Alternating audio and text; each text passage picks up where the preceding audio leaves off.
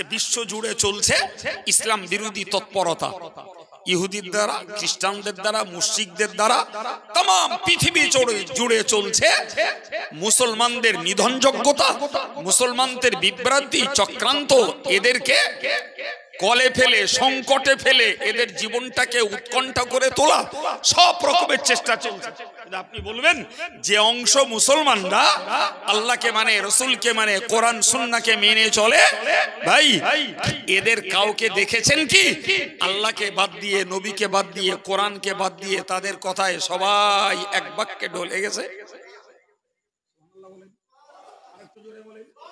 তার মানে পৃথিবী জুড়ে যত স্বার্থ, পৃথিবী জুড়ে যত রকমের সুবিধা, যা কিছুই বিরোধীরা দিক না কেন, আল্লাহু আকবার, একদল ইমানদার মুসলমান তারা তাদের কাজের ভিতর দিয়ে নবীকে জিন্দা রেখেছে, কাজের ভিতর দিয়ে, আমলের ভিতর দিয়ে কোরআনকে জিন্দা রেখেছে, তারা তাদের বিশ্বাসের ভিতর দিয়ে আল্লাহর সন্তুষ্টির পথে তারা অটল দাঁড়িয়ে আছে। আজকের এই যে লোকগুলো এখানটায় এসে বসেছেন, আপনি বুকে হাত দিয়ে বলুন, যদি কোরআনের প্রতি বিশ্বাস, নবীর প্রতি বিশ্বাস, জি আল্লাহর প্রতি বিশ্বাস যদি না থাকতো, আলেমের প্রতি যদি মোহাব্বত না থাকতো, থোড়াই এই বর্ষার দিনে এখানে এসে বসে থাকবে, বাড়ি গিয়ে যা পাবে খেয়ে নাকে তেল মেরে ঘুমোবে। জি, যদিও দুঃখজনক বলতে হয়, এক শ্রেণীর নামীয় মুসলমান তারা আল্লাহর ব্যাপারেও সন্দিহান, তারা নবীর ব্যাপারেও সন্দিহান, কোরআনের আইন কানুন নিয়ম বিধিকেও তারা পরিবর্তনের দাবিদার। এটা পাল্লালি ভালো হয়, ওটা পাল্লালি ভালো হয়, এটা কেন ইসলামে, ওটা কেন ইসলামে। আরে বেটা তুই পড়, তুই পড়ে বল, তুই তো না পড়ে পরে গেলে ঝাল খাচ্ছিস। কথা বলে রাগ করবেন না ভাই, আমি সত্য কথা বলা লোক, আমারে খুব ভালো চেনেন, আপনাদের পাড়ার মানুষ বললে ভুল হবে না, আমি সত্য কথা বলছি। জানেন দেশ জুড়ে আল্লাহ ঘোরায়, ঘুরে ঘুরে অভিজ্ঞতা হয়েছে। আমাদের মতো লোকগুলোর কথা ওই দিনদার, ইমানদার, দাড়িওয়ালা, টুপিওয়ালা, আল্লাহ নবীর আল কোরআনের মহব্বতের মানুষগুলো শোনে। সমাজের যারা তথাকথিত শিক্ষিত doctor, master, barrister, minister, MLA, MP, আমাদের মতন এরম বক্তাদের কথা তারা শোনে না, বলে ওরা কি জানে। ফলে তাদের ভিতরে সেন্সিটিভিটি, এ সজাগতা, এ সেন্স তাদের মধ্যে আসবে কোথা থেকে? তারা তো রবীন্দ্রনাথকে পড়ালো, নজরুলকে পড়ালো, তারা সুকুমারকে পড়ালো, সুকান্তকে পড়ালো, তারা শেক্সপিয়রকে পড়ালো, তারা আইনস্টাইনকে পড়ালো, তারা জগদীশচন্দ্র বোসকে পড়ালো। তারা তো আমার নবীকে নিয়ে পড়িনি, তারা আল্লাহকে নিয়ে পড়িনি, তারা কোরআনকে নিয়ে পড়িনি, সুন্নাহকে নিয়ে তারা পড়িনি। সুতরাং এই জ্ঞান কোথা থেকে আসবে তাদের?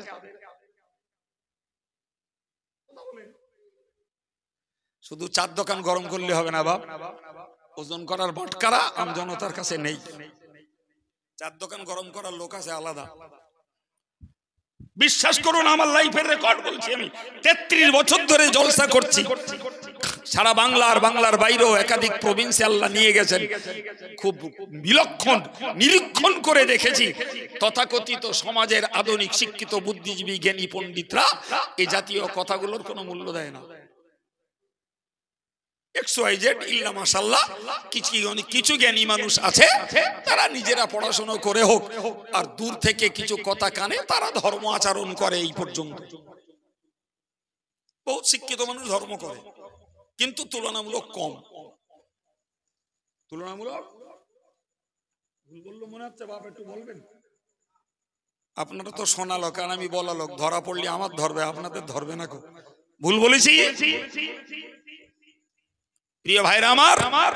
সুতরাং ওই যে কথা রাসূলুল্লাহ বলেছেন, তোমরা কোরআনকে আঁকড়ে ধরো, আমার সুন্নাতকে আঁকড়ে ধরো, পৃথিবীর কোন জাতি তোমাদেরকে বিভ্রান্ত করতে পারবে না। তারই প্রমাণ আমাদের চোখের সামনে,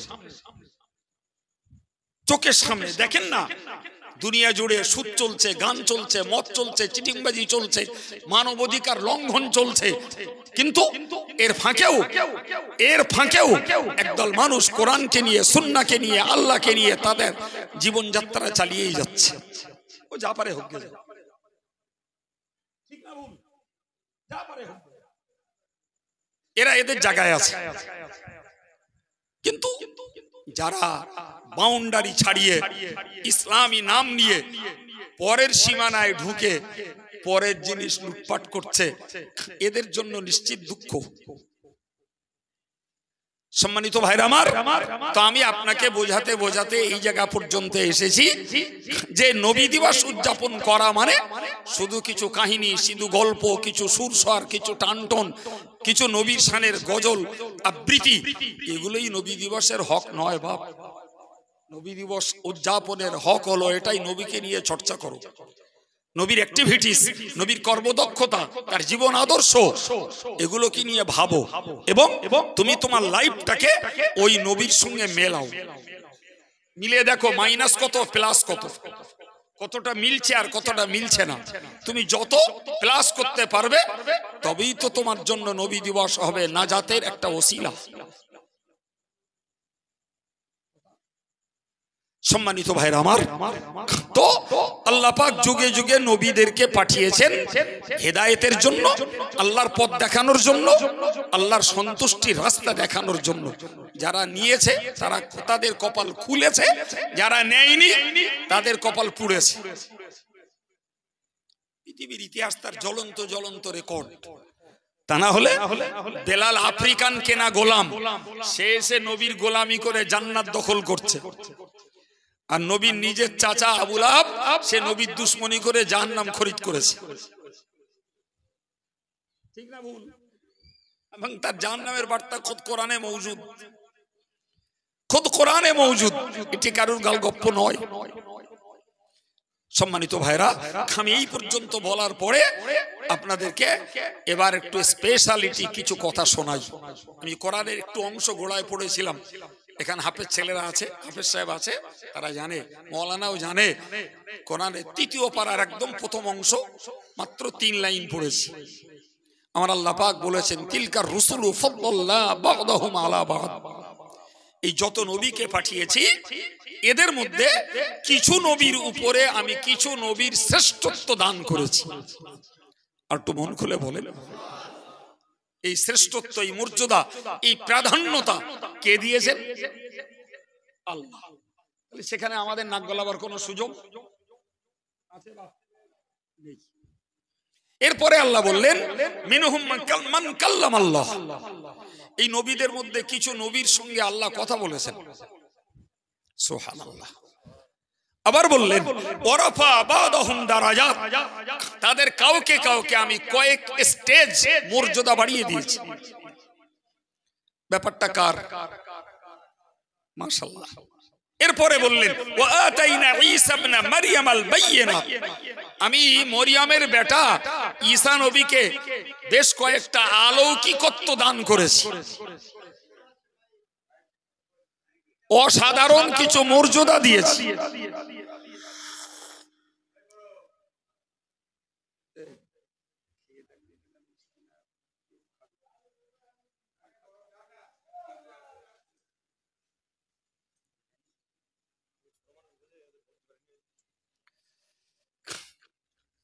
যা বাবা, আর ডিস্টার্ব করিস না, চা তরকা দিতে হবে না, বস।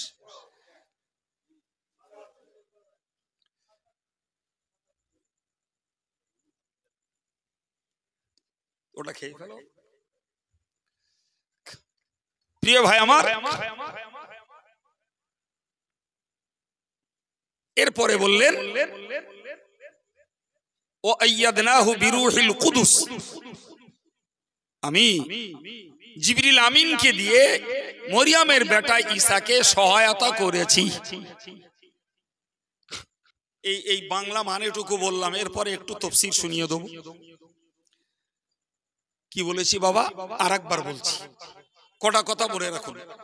যে সমস্ত রাসূলরা পৃথিবীতে এসেছেন, আল্লাহ পাঠিয়েছেন, এদের মধ্যে আল্লাহ কাউকে কাউকে কারোর কারোর উপরে দরজা বৃদ্ধি করে দিয়েছেন, আর কারোর সঙ্গে আল্লাহ কথা বলেছেন। আর মরিয়মের বেটা ঈসা নবীকে আল্লাহ কিছু মুজিজা, কিছু অলৌকিকত্ব দান করেছেন, আর জিবরিল আমিনকে দিয়ে তাকে সহায়তা করেছেন। কোন একটা ডিসকানেকশন হচ্ছে। সম্মানিত ভাইরা, আচ্ছা উনি দেখুন, আমরা কথা শুনি। এবার আয়াতটুকু তাফসীর বুঝুন। ভাই, আমরা কোরআন খুলে দেখতে পাই আল্লাহ পাক কথা বলেছেন হযরত আদম আলাইহিস সালামের সঙ্গে। সুবহানাল্লাহ বলেন। খুদ কোরআনে আল্লাহ বলেছেন, وقلنا يا آدم اسكن أنت وزوجك الجنة وكلا منها رغدا حيث شئتما ولا تقربا هذه الشجرة فتكونا من الظالمين। চারটি কথা। নাম্বার 1, হে আদম, তুমি আর তোমার স্ত্রী দুজনেই জান্নাতে থাকো। পরের কথা, যেথায় ইচ্ছা সেথায় ঘোরো, যা মন চায় তাই খাও। 3 নম্বর কথা, তবে এই গাছটার ধারেও যেন এসো না। 4 নম্বর কথা, যদি আসো তোমরা অত্যাচারী বলে গণ্য হবে। এই যে কথাগুলো ডাইরেক্ট আমার আল্লাহ নবী আদমের সঙ্গে বলেছেন। তার মানে নবী আদমকে অ্যাড্রেস করে, সম্বোধন করে আল্লাহ বলেছেন। 2 নম্বর, কোরআনে আল্লাহ বলেছেন ওয়াকাল্লামাল্লাহু মূসা তাকলিমা। মূসা আলাইহিস সালামের সঙ্গে আল্লাহ পাক কথা বলেছেন। সুবহানাল্লাহ। কার সঙ্গে কথা বলেছেন? আল্লাহ পাক নবী মূসাকে সম্বোধন করে বলেছেন ওয়া আনা আখতারতুকা ফাসতামি লিমা ইউহা। হে নবী মূসা, আমি তোমাকে নবী হিসাবে মনোনীত করেছি, ফলে তোমার কাছে যে আদেশ দিচ্ছি সেটাকে তুমি শোনো। ইন্নানি আনাল্লাহ, আমি আল্লাহ, লা ইলাহা ইল্লা আনা, আমি ব্যতীত কোনো মাবুদ কেউ নেই। সুবহানাল্লাহ বলবেন। তার আগের আয়াতে রয়েছে ফাখলা না আলাই, এই মূসা তুমি তুর পাহাড়ে উঠছো, তোমার জুতো দুটো খোলো। ইন্নাকা বিল ওয়াদিল মুকদ্দাসি তুয়া, নিশ্চিত এই তুর পাহাড় এটি একটি পবিত্র ভূমি, এখানে জুতো পায়ে দিয়ে ওঠা মানানসই না। এই কথাগুলো আল্লাহ নবী মূসাকে অ্যাড্রেস করে বলেছে। অপরদিকে আমরা দেখি আমার রাসূল করিম সাল্লাল্লাহু আলাইহি ওয়াসাল্লাম, যার শানে আজকের এই মজলিস, পৃথিবীর রেকর্ড, খোদ আল্লাহ তাকে দাওয়াত দিয়ে আরশ মুআল্লায় নিয়ে গেছেন। আর একটু জোরে বলেন, আর একটু জোরে বলেন। পৃথিবীর রেকর্ড নাই যে আমার রাসূলকে ছাড়া অন্য কাউকে আল্লাহ দাওয়াত দিয়ে আরশে নিয়ে গেছেন, এই রেকর্ড নাই। শুধু নিয়ে যাননি, পথের গাইডম্যান হিসাবে জিবরিল আমিনকে পাঠিয়ে দিয়েছেন। ভাই, তাফসীরে রুহুল বায়ানিতে একটি তথ্যে উল্লেখিত রয়েছে নবী মূসা আলাইহিস সালাম তুর পাহাড়ে উঠেছিলেন জুতো পরে। তো আল্লাহ পাক নবী মূসাকে জুতো খুলতে বললেন। আচ্ছা বলেন তো, আমরা কোনো অফিসে যদি যাই, না দেখে না নজরে আসেনি, জুতো পায়ে দিয়ে গেছে, অফিস বেয়ারার আমাকে বললো আপনি বাইরে যান, জুতোটা খুলে আসুন। কথাটা শুনতে একটু খারাপ লাগবে না? লাগবে না? বাইরে যে দেখছি সামনে লেখা আছে জুতো খুলে প্রবেশ করুন, আমার নজরে পড়িনি। এই যে ব্যাকে যে জুতো খুলে আসতে হলো, এটা নিশ্চিত যে কোনো ভদ্রলোকের জন্য একটা আত্মসম্মানের লজ্জাজনক। নবী মূসাকে তুর পাহাড়ে উঠে জুতো খুলতে হলো। আমার নবী চিন্তা করলেন, যদি তুর পাহাড়ে উঠে মূসা নবীর জুতো খুলতে হয়, তা আমি আরশ মুআল্লাতে উঠছি, এখানে জুতো খোলা ছাড়া গতি নাই। তিনি যখন জুতো খুলতে গেলেন, আল্লাহ বললেন এই নবী, তুমি জুতোটা পরে আমার আরশে ওঠো, তোমার জুতো কারণে আমার আরশ ধন্য হবে। আপনি বলেন, এটা কি আমার নবীর শ্রেষ্ঠ মর্যাদার একটা লক্ষণ নয়? যদিও কিছু কিছু ওলামারা এই উক্তিটাকে, এই তথ্যটাকে তারা বাতিল বলতে চেয়েছেন, এই জন্য আমি কেতাবের নাম সহ বললাম যে ওই তথ্যটা লেখা আছে তাম পৃথিবীর হানাফি মাযহাবের একটি বিখ্যাত তাফসীর, তাফসীরটির নাম হলো তাফসীরে রুহুল বায়ান। ভাই, এবার নবী মেরাজে আরশ মুআল্লায় পৌঁছালেন। তো কুটুম বাড়ি গেলে, আত্মীয়র বাড়ি গেলে মানবিকতা বলে একটু মিষ্টি মিঠাই নিয়ে যাওয়া দরকার। আমার আল্লাহ আমার নবীকে দাওয়াত দিয়েছেন, আর নবী আল্লাহ পাকের দরবারে হাজির। নবী সেখানে কি নেবেন কি দেবেন তিনি যেই বলে দিলেন আত্তাহিয়াতু লিল্লাহি ওয়াস সালাওয়াতু ওয়াত তাইয়্যিবাত। একটু সুবহানাল্লাহ বলেন। আমার প্রিয় নবী আল্লাহকে বললেন, হে আল্লাহ, আমার দৈহিক, আমার মানসিক, আমার আর্থিক সমস্ত রকমের ইবাদত বندگی সবকিছু আপনার জন্যই আমি উজাড় করে দিলাম। এটাই হলো নবীর পক্ষ থেকে আল্লাহর কাছে দেওয়া প্রেজেন্টেশন, আল্লাহর কাছে দেওয়া উপঢৌকন। আল্লাহ আপনি আমাকে দাওয়াত দিয়েছেন, তো আমি আপনার দাওয়াতে এসেছি, তো উপঢৌকন দিলাম। আমার দৈহিক, আমার মানসিক, আমার সার্বিক ইবাদত আমল সবকিছু আপনার জন্যই বরাদ্দ। আমার আল্লাহ খুশি হলেন, খুশি হয়ে বললেন আসসালামু আলাইকা আইয়ুহান নাবিয়্যু ওয়া রাহমাতুল্লাহি ওয়া বারাকাতুহু।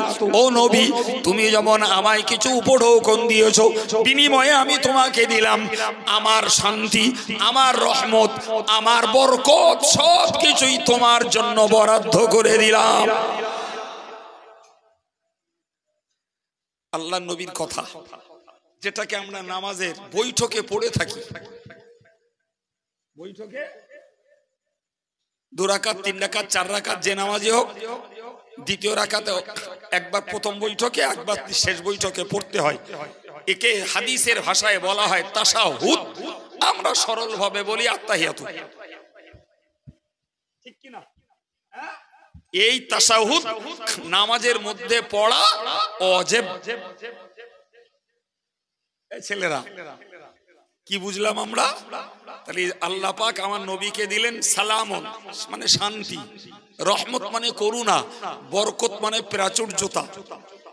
তাহলে শান্তি, করুণা, প্রাচুর্যতা, প্রাচুর্যতা, করুণা, শান্তি সবকিছু তোমার জন্য।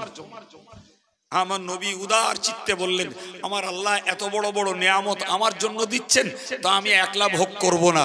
আসসালামু আলাইনা ওয়া আলা ইবাদিল্লাহিস সালিহিন। ওগো আল্লাহ, আপনার দেয়া শান্তি আমার উপরে যেমন আপনি দিয়েছেন, আমি আপনার সমস্ত নেককার বান্দাদের জন্য বন্টন করে দিলাম। নবী একলা একলা ভোগ করেছে? আমি আপনাকে বোঝাতে চাইছি, মুসা নবীও আল্লাহর সঙ্গে কথা বলেছে, আদম নবীও কথা বলেছে, আর আমাদের নবীও কথা বলেছে। কিন্তু যদি তিনটে বিষয়কে এক জায়গায় রেখে টালি করি, তাহলে কি দাঁড়াবে বলুন তো? জি, ধরে নেন আদম নবী কথা বলেছেন জান্নাত থেকে, আল্লাহ অর্ডার করেছেন আরশ থেকে। মুসা নবী কথা বলেছেন তুর পাহাড়ে, আল্লাহ অর্ডার করেছেন আরশ থেকে।